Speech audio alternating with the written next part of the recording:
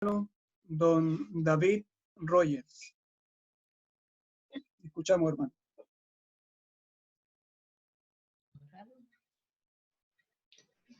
Nuestro Padre, damos las gracias en esta tarde cuando una vez más podemos hablar, podemos anunciar el mensaje bendito del Evangelio. Nuestro Padre, cuando aún hay oportunidad para el ser humano de este mundo para que se arrepienta y acepte al Señor Jesucristo como su Salvador personal. Te damos las gracias, nuestro Dios, cuando todavía hay tiempo de salvación.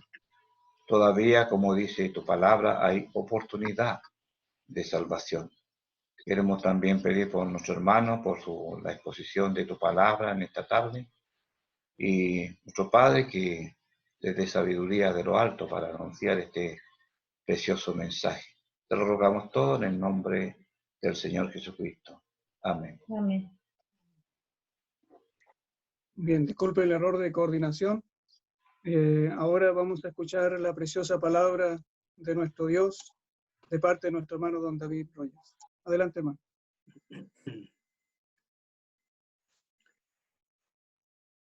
Bueno, les doy los saludos a todos, les damos la bienvenida a la reunión de hoy día. Como dije anteriormente, estamos viendo el tema de la ley, los 10 mandamientos como instrumento de Dios, instrumento del Espíritu Santo en la evangelización. Y hoy día nos toca el mensaje acerca del primer mandamiento. Así que les invito a que me acompañen en Éxodo, el capítulo 20.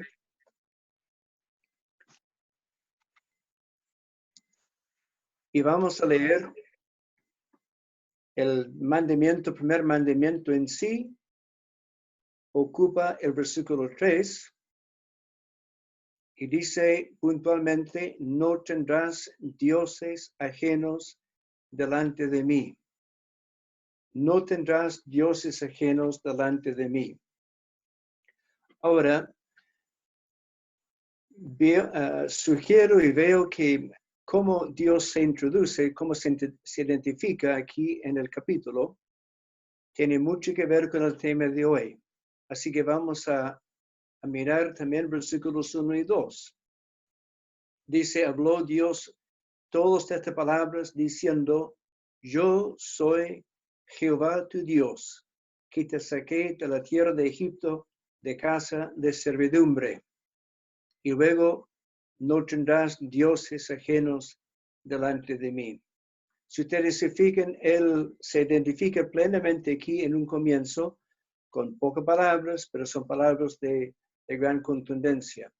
Ahora nos vamos a fijar que a través de los mandamientos, a través del capítulo, Dios habla en el singular. Él habla a tú, como individualizando a cada uno de los israelitas que escucharon y por ende a cada uno de nosotros. Él enfatiza lo personal, lo íntimo y comprometedor de los mandamientos para con cada uno de nosotros. Y por ende hace también que cada mandamiento, los mandamientos sean un asunto ineludible realmente para cada lector o oyente. Así que quiero partir con ese comentario para que cada persona se sienta plenamente identificado como y en la mirada del Señor cuando Él nos da esta instrucción. Ahora, fijémonos un poco en cómo Él se identifica. En su identificación, Él ocupa el nombre Jehová. Es su nombre de eternidad. Unos meses antes de esta llegada de Moisés con los israelitas al monte de Sinaí, cuando Dios llamó a Moisés a ir a la misión de liberar a Israel de la esclavitud de Egipto, Dios se identifica a Moisés por este mismo nombre, Jehová. Y en el pasaje mismo, en Éxodo 3, no lo vamos a buscar, pero ahí lo pueden referir si desean después. En ese mismo capítulo, en Éxodo 3, cuando Dios se da a conocer a Moisés y le da la tarea, ahí en la escena de la zarza ardiente, él da su nombre, Jehová, y le da su sentido. Dice el versículo 14 y 15, y respondió Dios a Moisés, yo soy el que soy. Yo soy el que soy. Y luego, y dijo, así dirás a los hijos de Israel, yo soy, me envió a vosotros. Versículo 15, además dijo Dios a Moisés, así dirás a los hijos de Israel, Jehová, el Dios de vuestros padres, el Dios de Abraham, Dios de Isaac y Dios de Jacob, me ha enviado a vosotros. Este es mi nombre para siempre. Con él se me recordará por todos los siglos. Así que ese título,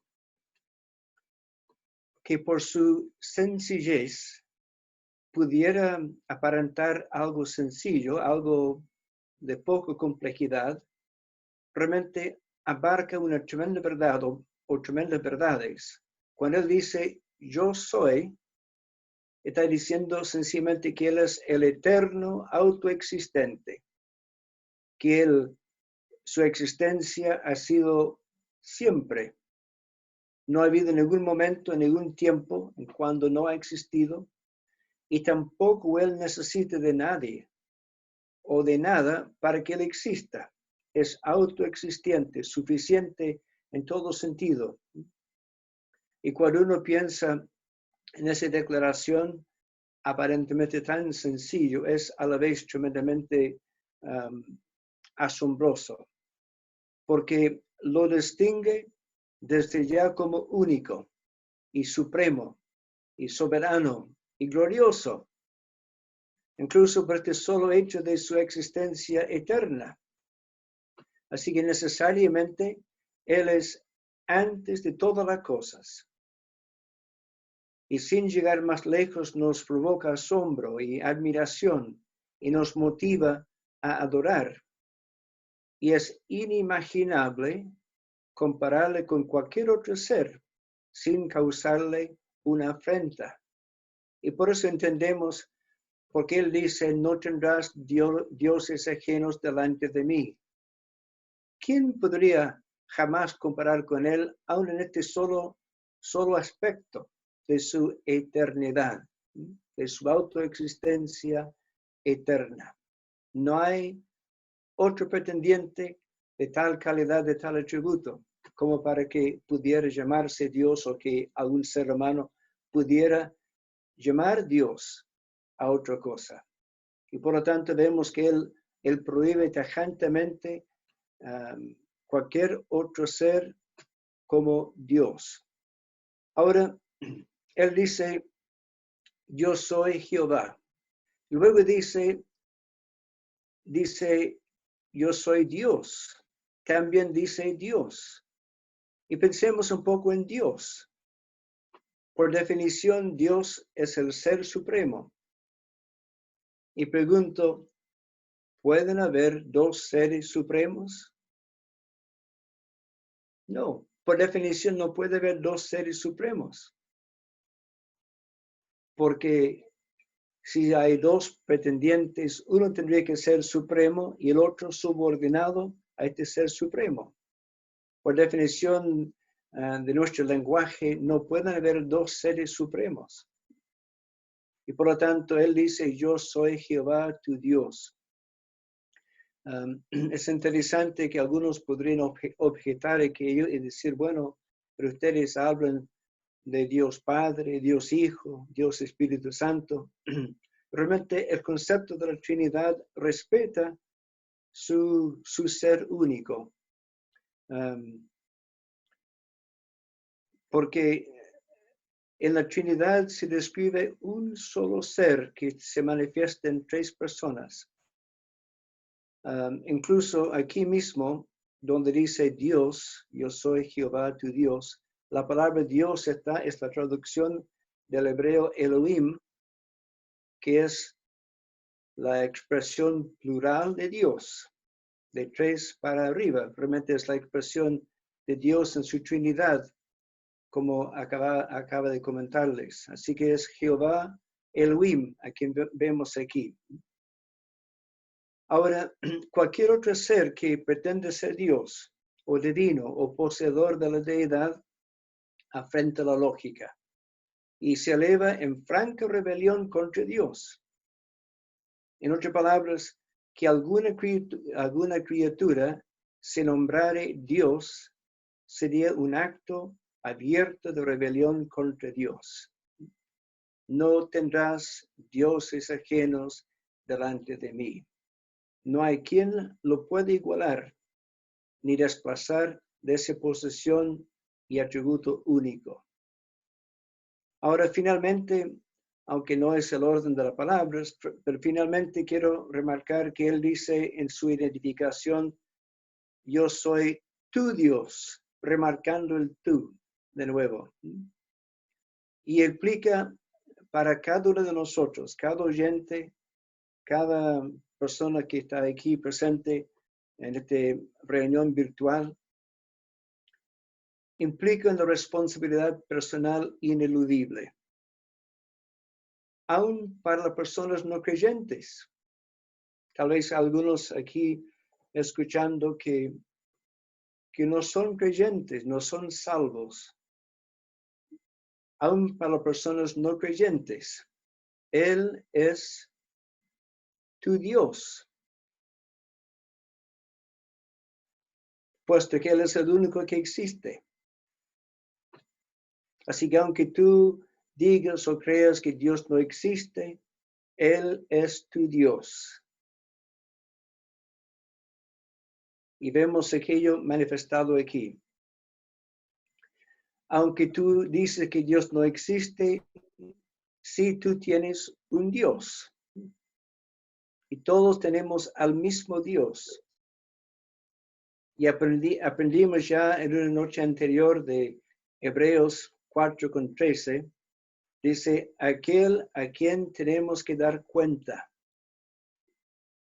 El apóstol Pablo dijo, porque hay un solo Dios y un solo mediador entre Dios y los hombres, Jesucristo hombre. Así lo dice en 1 de Timoteo 2:5.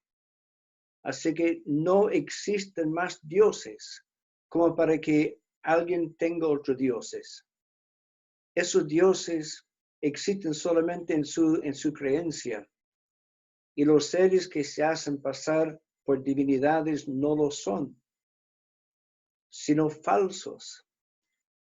Y amigo que nos escucha, quiero preguntarte, si acaso tú reconoces esta verdad.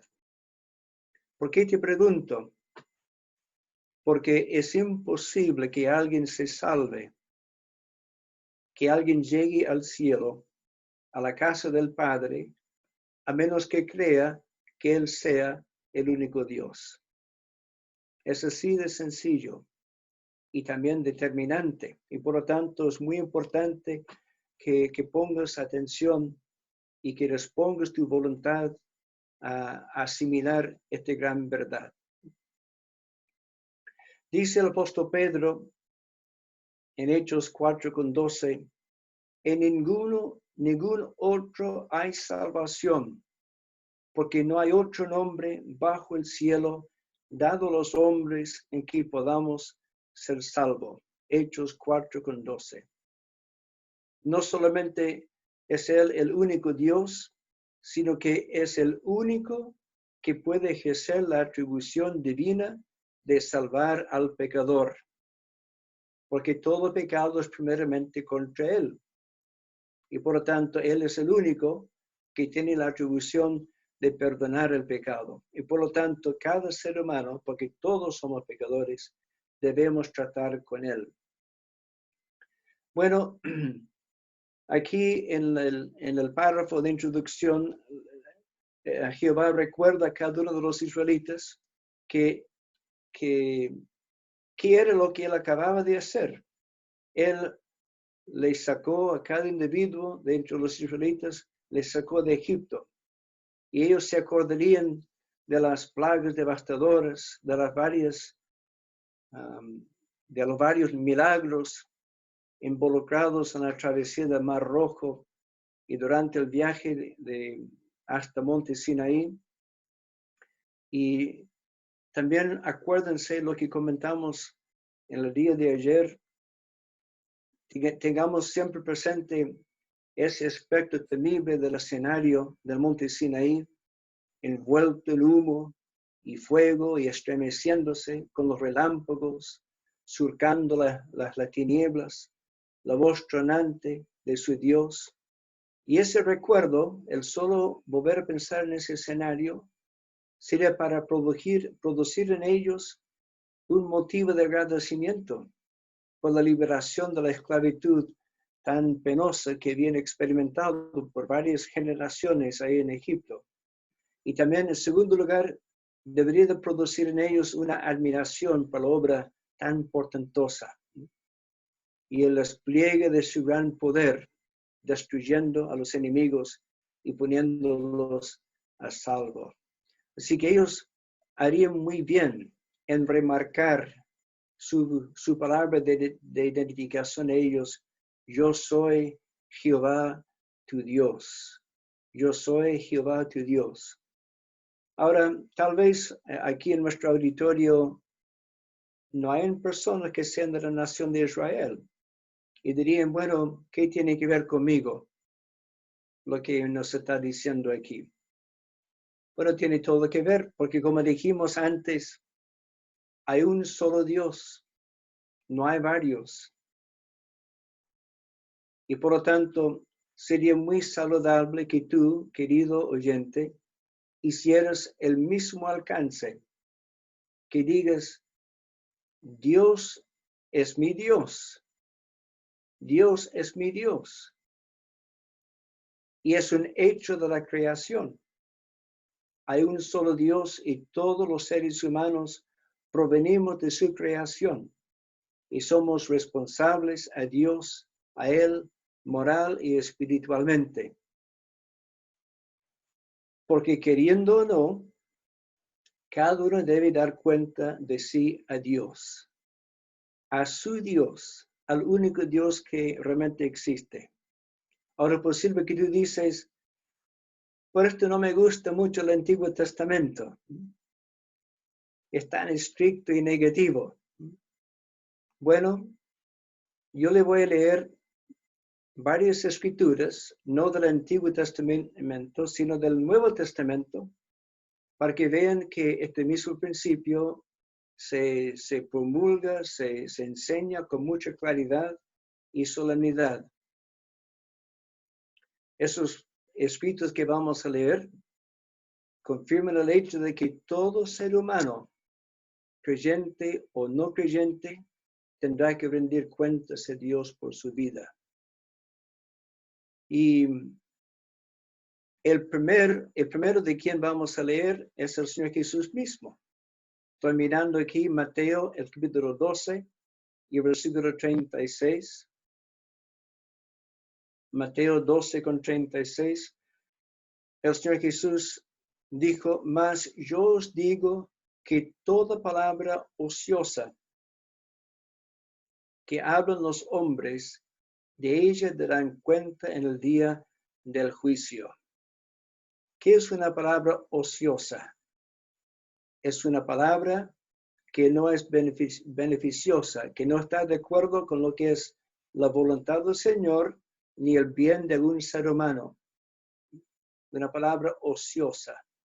Y dice aquí, de manera que cada uno más yo digo que de toda palabra ociosa que hablan los hombres, de ella darán cuenta en el día de juicio. Interesante. Abarca a todos. Ahora escuchemos al apóstol Pablo. Romanos 14 con 12.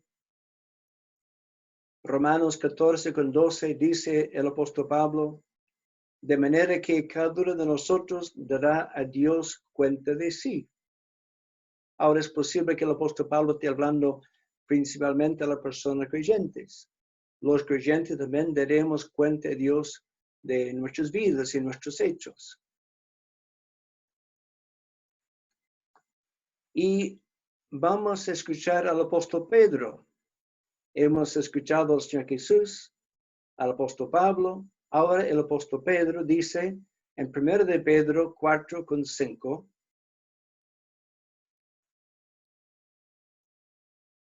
1 de Pedro 4 y versículo 5 dice el apóstol Pedro, pero ellos darán cuenta al que está preparado para juzgar a los vivos y a los muertos.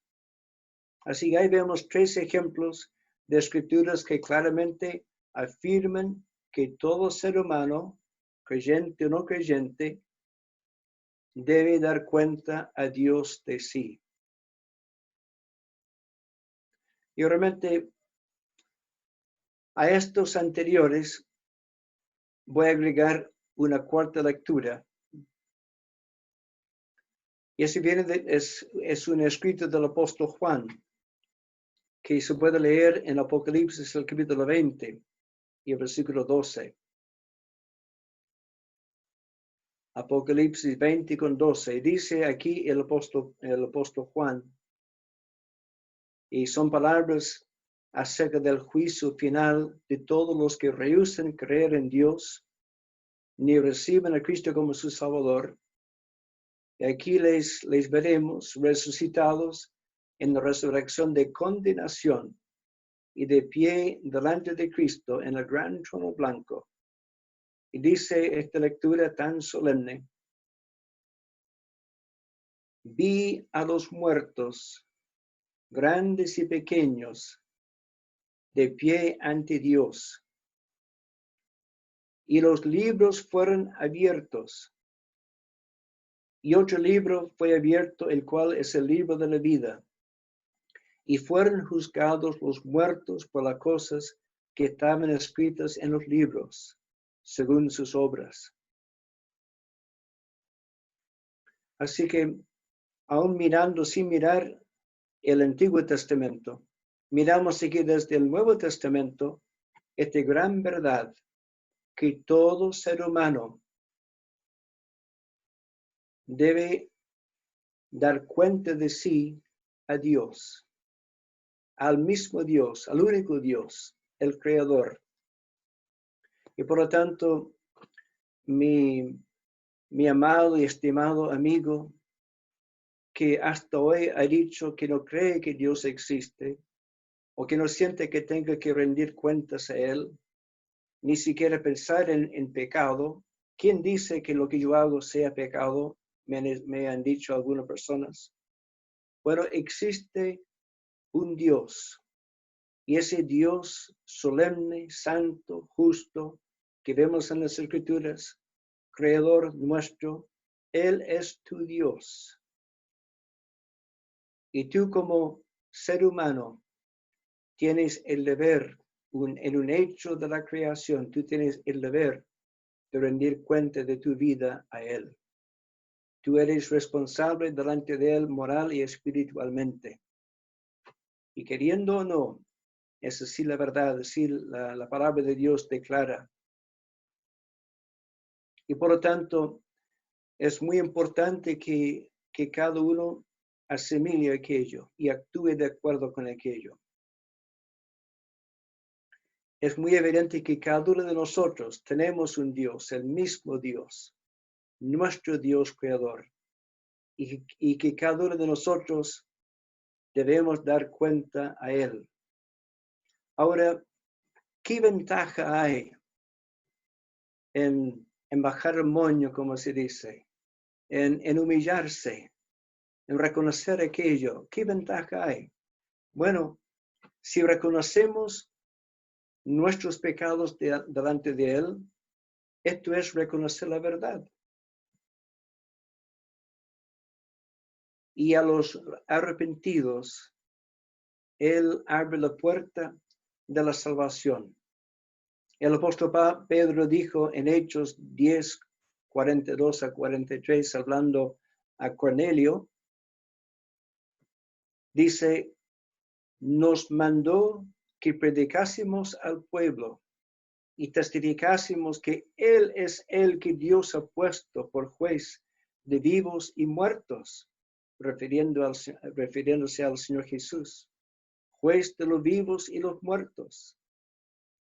Pero agrega,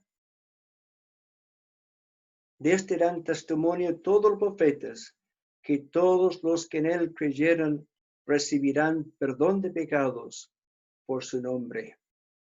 Así que hay un gran beneficio en reconocerse pecador delante de Él. Es confesar solamente la verdad.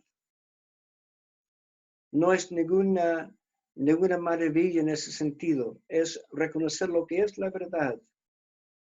Y Él está anhelante de escuchar la verdad de parte de nosotros.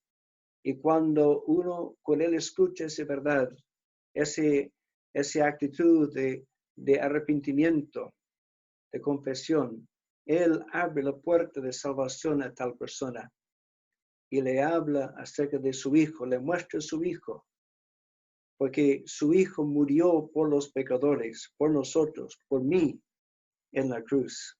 Y yo descanso en aquel gran hecho. Yo soy pecador, no merezco en absoluto estar en la presencia de Dios, ni pretender llegar a su casa en el cielo. Sin embargo, Él actuó, puso mi pecado sobre su Hijo en la cruz. Yo lo acepto, me apropio de aquello y Él me abre la puerta al cielo, me salva, me perdona los pecados, me hace hijo suyo, como quien puede entrar con derecho a la misma casa, la casa del Padre. Y qué hermoso es aquello. Y además, le puedo decir que además de aquello, además de la salvación, Él como Padre nos dará miles veces más de bendiciones y beneficios, porque Él quiere hacernos partícipes de su gloria y tenernos con Él, hacernos partícipes de su hogar en el cielo. Dios no es mezquino. Dios insiste en que el pecado nuestro debe de tratarse, porque el pecado nuestro no tiene cabida en el cielo. No tiene cabida. Es una afrenta contra Él y por lo tanto debe tratarse. Pero al tratarse, al confesarse y tratarse a través de Cristo en su muerte en la cruz, Dios quita de nosotros aquel pecado. Nos hace una criatura nueva. Nos hace su hija, su hijo. Nos hace miembro de su familia y nos da la bienvenida a su casa en el cielo. Significa que es de gran importancia para nosotros. Ahora, volviendo un poco al escenario ahí del monte Sinaí. Y como comentamos antes, los 10 mandamientos fluyen de la redención de la esclavitud de Egipto. Había grandes razones para que ellos nunca consideraran la posibilidad de tener algún otro Dios. Lamentablemente, ¿cuál fue la piedra de tropiezo de manera reiterada para Israel? Ellos se desviaban de su culto a Jehová, iban tras los ídolos. Eso lo veremos en otro mensaje, pero es tremendamente afrentosa a Dios tal cosa. Bueno, le voy a leer parte de una cita que tengo aquí anotado de nuestro hermano Carlos Knott, un misionero de España, que escribió un pequeño libro que se llama Los 10 Mandamientos. Y lo que él dice lo expresa muy secamente, de manera escueta, de manera bastante dogmática. Pero me parece que no exagera en lo que dice, y se lo voy a leer verbalmente. Dice, Dios debe ocupar siempre el primer y único lugar en su corazón de forma absoluta. Él exige una lealtad exclusiva y lo puede hacer porque Él es Dios, nuestro creador y sustentador. En Marcos 12:30, el Señor Jesucristo afirmó: y amarás al Señor tu Dios con todo tu corazón y con toda tu alma y con toda tu mente y con todas tus fuerzas. Este es el principal mandamiento. Y luego pregunta el hermano Carlos: pero ¿ocupa este Dios verdadero y viviente que se revela en la Sagrada Biblia el lugar exclusivo en el corazón y en su vida? ¿Ha puesto usted la familia, las vacaciones, el trabajo, la carrera, la libreta, las posesiones, los deportes, el dormir unas horas más, etcétera, antes de él? ¿Ha creído en un Dios o dioses o poderes que la Biblia dice que son falsos? Por ejemplo, y pone algunos ejemplos aquí, el hinduismo, el budismo, la nueva era, la reencarnación, los espíritus y el ocultismo. Eso es tener dioses ajenos. Y sin ir más lejos, si ha hecho algo así, siquiera una vez en su vida, ya ha roto los 10 mandamientos. Aún sin usar imágenes, ¿usted ha rezado a algún santo o ángel buscando ayuda o favores de los que no son Dios, como si ellos tuviesen poder para ayudarle? Cuando uno atribuye a otros seres creados, o busca de ellos lo que solo Dios puede hacer, eso es tener dioses ajenos, ocupando lugar en la vida de uno que solamente Dios debería de ocupar y que Dios rehúsa compartir con nadie. Si usted ha hecho o practicado alguna de estas cosas, entonces lamento decirle que usted ha roto los 10 mandamientos y es culpable. Así termina la cita de ese escrito. Ahora, me imagino que uno podría, después de haber escuchado aquello, uno podría protestar: bueno, para nosotros sería imposible cumplir perfectamente todo lo que él dice. Y justamente ahí está el asunto. Y lo que corresponde es que nosotros nos admitamos cual culpables. La ley insiste en acercarnos a este estándar divino. Y si porfiamos en proclamar nuestro propio mérito de justicia, incurrimos en transgresión. Quebrantamos la ley. Y cuando quebrantamos la ley, somos declarados cual culpables. Y la ley misma, la ley no tranza, no se modifica. No cambia según el gusto o opinión nuestra. Acuérdense lo que vimos anoche leyendo en Santiago: porque cualquiera que guardare toda la ley, pero ofendiere en un punto, se hace culpable de todos. Ahora, si rechazamos lo que dice en su palabra, caemos en abierta rebelión contra Dios. Pero si nos humillamos y confesamos nuestro pecado de incumplimiento, Dios nos extiende el modo de salvarnos por medio de Cristo. Así que, ¿qué vamos a hacer? Nos hemos puesto al lado del primer mandamiento. No sé cómo sientes que te ha ido en esa comparación, pero si debes confesar a Dios culpa, espero que lo hagas, porque Él está esperando que tú le digas la verdad. Y una vez que uno dice la verdad a Él, Él le abre la puerta a la salvación. Le muestra a Cristo como Salvador, quien murió, sí, por los culpables, y puede gozar hoy día misma de la salvación. Muchas gracias por su atención y que Dios bendiga su palabra.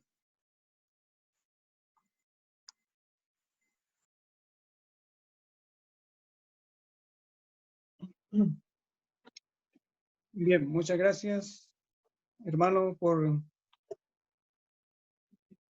la palabra que nos ha presentado y esperamos en el Señor que Él pueda bendecirla ricamente en nuestros corazones. Y esperamos realmente que Dios sea quien la pueda bendecir ricamente.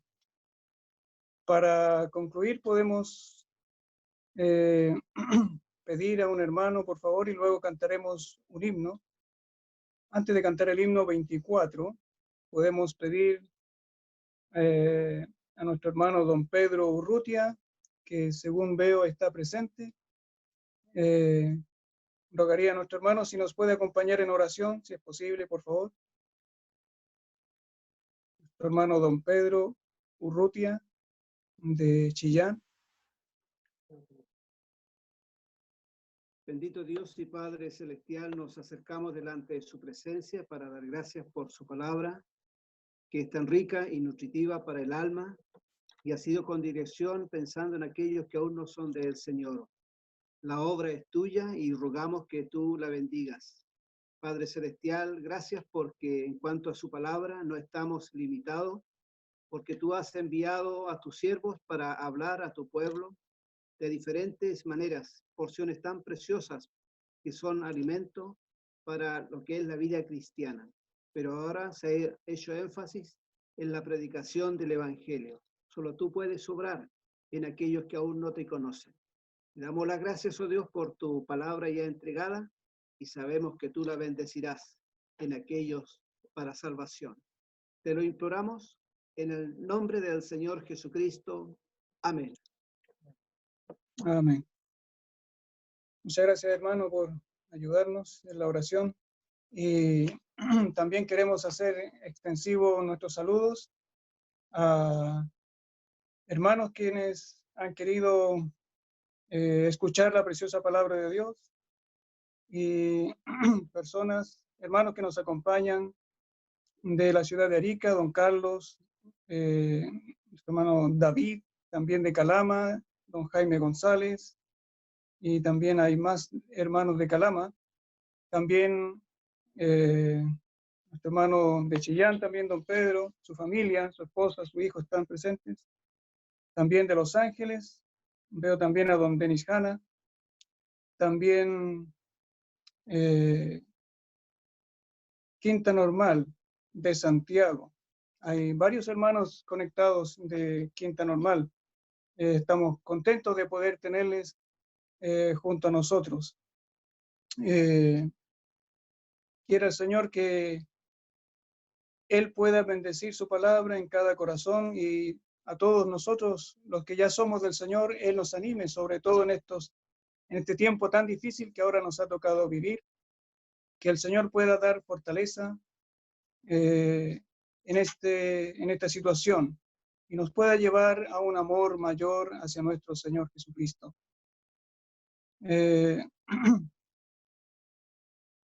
Quisiéramos entonces dejar hasta aquí. Luego veríamos en la voluntad del Señor en otra oportunidad. Quizás podamos invitar a otro hermano para que pueda compartir la palabra con nuestro hermano don David Rogers. Eso lo veremos en la voluntad del Señor. Y las próximas reuniones, como ya se han avisado, pero las vamos a repetir. El día miércoles, si el Señor así lo quiere, tendremos a las 8 de la noche y el día viernes también a la misma hora. Y como ya se decía, nos quedarían 9 reuniones más con nuestro hermano. Así que les invitamos a que nos sigan acompañando y rogamos de sus oraciones verdaderamente para que la palabra del Señor pueda ser bendecida ricamente en cada corazón y estemos todos al calor de la palabra de Dios.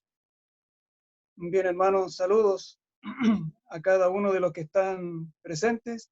Nos sentimos contentos de poder tenerles y les esperamos en otra próxima reunión. Nos disculpan los errores, pero lo hacemos para la gloria del Señor.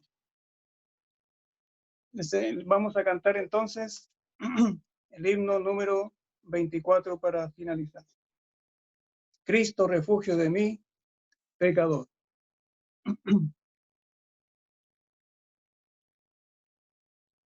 Sí, quizás hemos cantado, mi señora y yo, Jessica y yo, hemos cantado en forma reiterada varios himnos.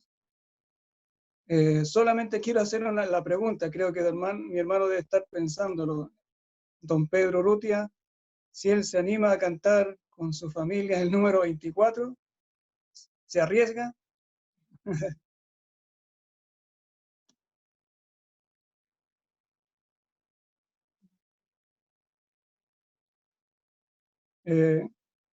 Si le pueden dar el micrófono, por favor, al hermano Pedro Urrutia. O Guillermo Urrutia, el hijo. Ahí sí. Sí, es que nosotros no lo sabemos muy bien, pero ¿Ya? Pero pidan el que sepan. Claro, uno de un himno que sepan. El 11. Ya. El número Escuchamos. 11. Himno número 11. Andaba yo en males mil, absorto en la vida vil, muy lejos del Señor, la voz oí del Sinaí, clamando a gritos hacia mí, que muera el pecador. Ay, ay de mí, que pecador, he obrado contra mi Señor, y su ira beberé. Con truenos ya la ley decía, que muerta está el alma mía, sin duda moriré. Angustia si me atormentó, mas Cristo por allí pasó y vióme con amor. Ven alma triste, ven a mí, me dijo él y me acogí al tierno Salvador. La justa ley me condenó, mas Cristo ya me libertó. Sufriendo ayer la cruz, con gozo siempre cantaré, de eternas penas escapé, por viva fe en Jesús.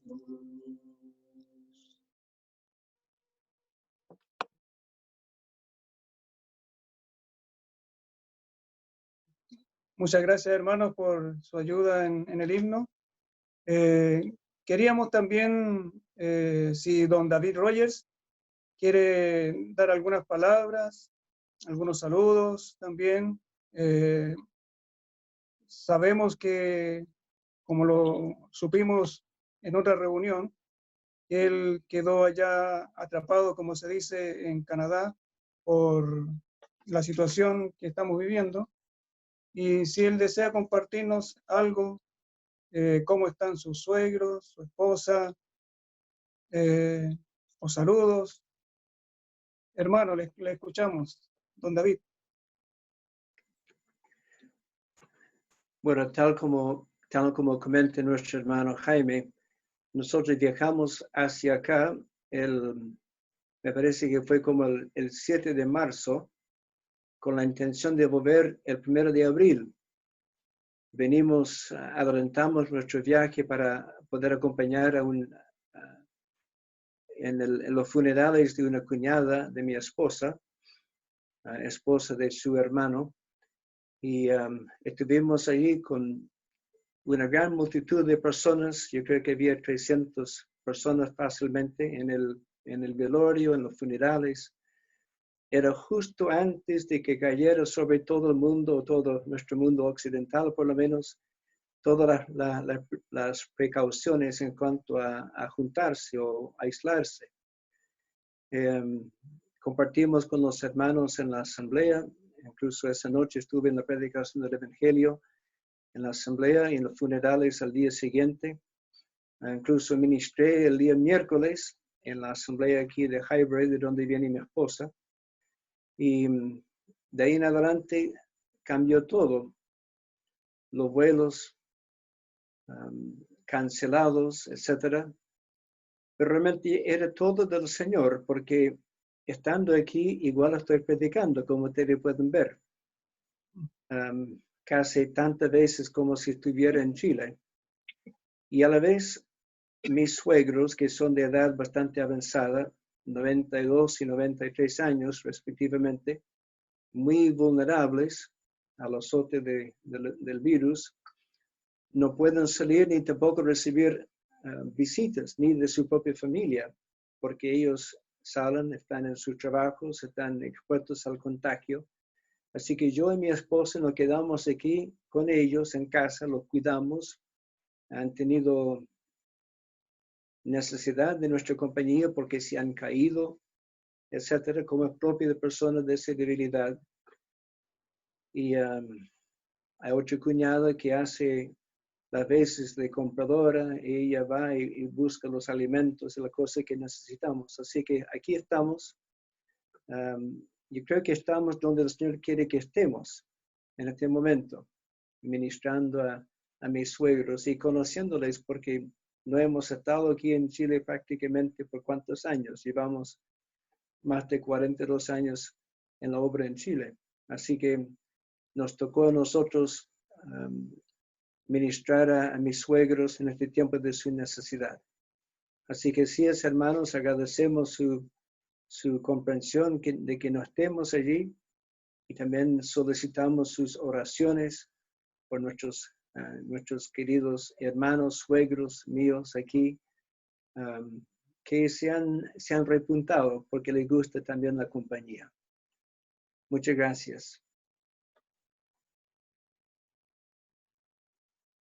Muchas gracias, hermano, por habernos compartido algunos detalles y para poder tenerles en oración. Y también desearíamos invitar, si él lo desea, por supuesto, a compartirnos algunas palabras, algunos saludos también. Y si se siente animado a más adelante a compartir la palabra con nosotros aquí en esta plataforma, me refiero a don Denis Hanna. Si él desea decir algunas palabras para los hermanos, de saludos o alguna noticia, queda abierto el micrófono si lo desea, hermano.